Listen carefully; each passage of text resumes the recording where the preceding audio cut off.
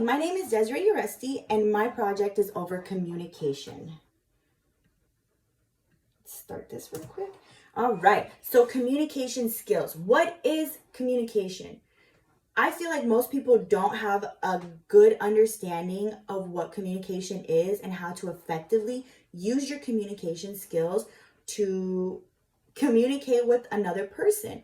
A lot of people in this world of technology nowadays just type messages, emails, send, but in those messages, can you really understand what they're trying to say with that tone of voice? You can't. So unless they write it properly and you have just a monotone voice, hi, how are you today? Question mark. People don't fully understand. And if you make a couple of mistakes in those written messages, it can really be taken the wrong way. So communication is using words, thoughts, actions, and signs to fully express the thoughts that you are trying to convey to another person. Communicating is essential in the workplace. If you don't have proper communication skills, you are not going to fully succeed in your career, in your job, just in general. You're not going to be able to communicate effectively and properly with another person until you get some communication skills. So communication is a process. It is a 6-part process that we'll get into in just a moment. But in addition to the process, it's also it's like a routine.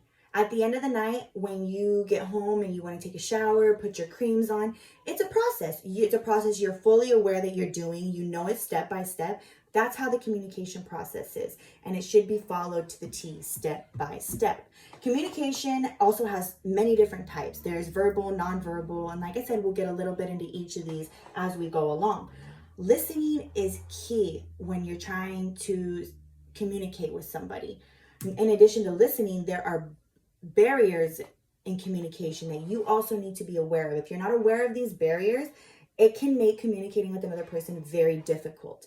Now, language is also a key component when you're communicating with another person. If you're not sharing the same language or using proper language, it can get a little confusing.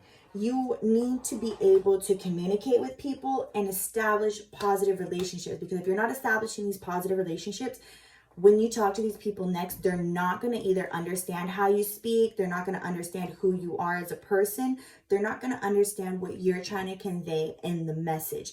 And in order to do that, you need to have really good positive relationships. And the more that you are with people, the more relationships that you build, the easier it is to communicate, for them to understand, and for them to listen and give you their all. Communication process. Like I said, it is a process. It's a 6-step process. There is a sender. That's me. I am sending you a message. I am trying to convey something to you that I want you to understand. So I am the sender. Message. This is the message that I'm trying to convey. You need to be aware of what you're trying to say to the person who is the receiver, and we'll get into that in just a moment.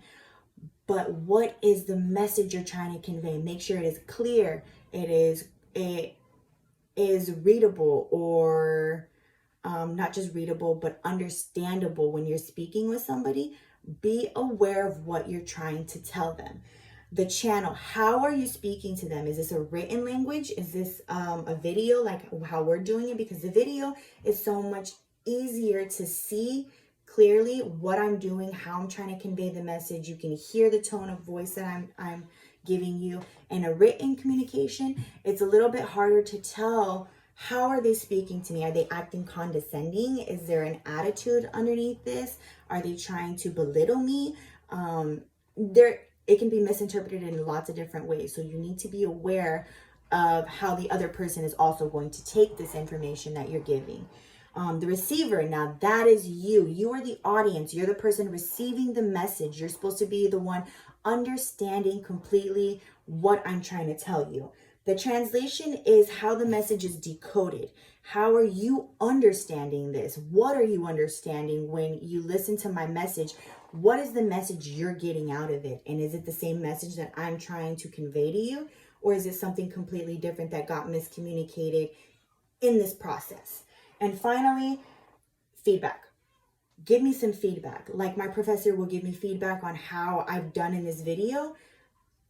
Give feedback on what they're saying to you. How are they saying it? Do you have a response for them? Is there something that you would like to add to that? Do you want to talk to them about something? Like, I don't understand what you're telling me. I completely understand what you're telling me. And this is the response that I have to that.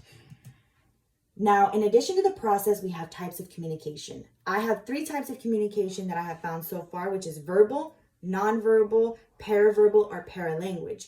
Verbal, as we all know, are the actual words that we say. What is coming out of your mouth? Now, nonverbal is your body language, like how I'm doing today. What you're kind of moving around, like why are you moving around? Me, personally, I get it from my mother. My mother always did the same things when she spoke to somebody, and monkey see, monkey do. I watched her do it for years, and I picked up a lot of different ways. And it was funny too, because in high school and junior high, people were like, why do you talk with your hands? And I'm like, I don't know. I talk with my hands, especially when I get excited. They go up and they start moving around. I'm like, hey. Especially with family, I get really hyped up with my family and I just start going everywhere and moving and everything. And it's quite fun, but people do notice it and they call me out on it. Now, paraverbal or paralanguage is how we say our verbal words. That can be attitude, your tone of voice, how you're saying things.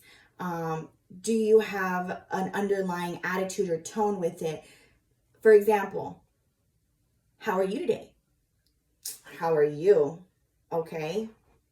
Did you see the difference there? My body language changed, my tone of voice changed, my paralanguage and my paraverbal movements, everything changed, and you were able to notice it and pick up on it. That is a type of communication. Now, listening is a key in communicating. Listening and understanding and language are all key components in communicating with another person. To receive messages clearly, listening is key. You have to have a desire, a willingness to put everything aside, your judgment, your evaluating, and you have to want to listen to somebody, because if you don't want it, you're not going to do it. That's where that passive listening comes in instead of active listening. So it goes in one ear and out the other. It's done for. You need to be able to put away everything in your mind and say, not now. I'm listening to my significant other. I'm listening to my mother. I need to clear my mind because I'm listening to my professor. And if I don't pick this message up, I'm not going to fully understand how to do my assignments. I'm not going to fully understand the message and how to come back from it, how to go from there, how to give feedback. If you don't understand or listen, you're not going to know. So it requires a lot of concentration and energy on your part. You have to be sure to give your all when you're talking to somebody and when you're listening, because if you're not listening, you can't communicate properly. You will need to have a psychological connection with the speaker. And if you don't have that, establish it as soon as possible, because then the connection is so much easier to understand the other person on both parties. It's so much easier to listen because you know what you're looking for. You know what to understand. You know how this person is. And psychologically, you have a connection with them. You need to have a motivation and an interest. Without that, you're not going to want to listen to this other person. And you have to be aware of barriers, because if you're not actively listening, that is also a barrier. And a barrier is anytime that obstacles prevent your flow, your movement, your conversation, and the access of information that you're trying to either give someone or you're trying to access yourself. You need to be aware of your barriers. There's sending and receiving barriers. And on both parts of these, that's when the receiver, the sender, does something or says something that the other party is just done listening to. This could be if, you're using inappropriate language, inappropriate grammar, you're not giving the receiver the proper information that they need to come to a conclusion and give you feedback. And so a lot of times if it gets muddled in there or there's a lot of miscommunication or understanding, people just stop listening altogether and are like, okay, we'll figure this out later. Maybe we need to come back to this, or I'm just done. So language, as we said before, if you don't speak the same language, you're not going to understand what the other person is trying to tell you, first of all, because you don't speak that language. So you need to be on the same page. Do you speak English? Yes, I speak English too. Okay, now we can communicate. You speak Spanish? I don't speak Spanish. I need to find somebody that can help us communicate or go out of my way to try to figure out what you're trying to say to me. And me personally, that's how I try to do it. For example, my mother-in-law speaks mainly Spanish. She understands a little bit of English, but mainly Spanish is her go-to, and that's her language. So I'll go out of my way to learn Spanish.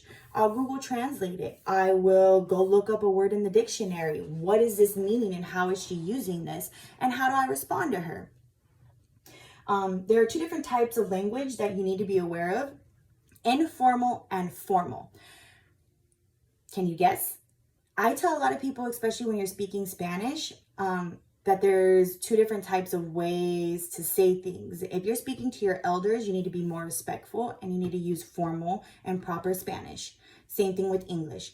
If you are talking to your coworkers in a professional workplace, your bosses, or even at school where you're trying to make an impact and make a good name for yourself, saying that you know how to communicate properly or listen properly, you're going to use formal language. You're not going to use no slang. Hey, what's up? How are you? What you been up to? Oh, that's cool. That's cool.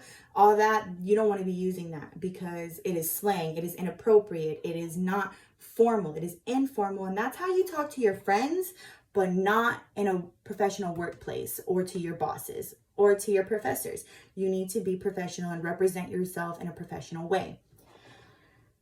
So that is all we have today. These are my citations that we have on the last page. I have 3 websites and I have the book. The book is actually our textbook, so our workbook. And I just want to thank you guys today for giving me your undivided attention, using your listening skills. And I hope that we communicated in a way that you understand the message that I'm trying to send to you. And hopefully I get some positive feedback on it. So I want to say thank you so much for your time and have a wonderful day.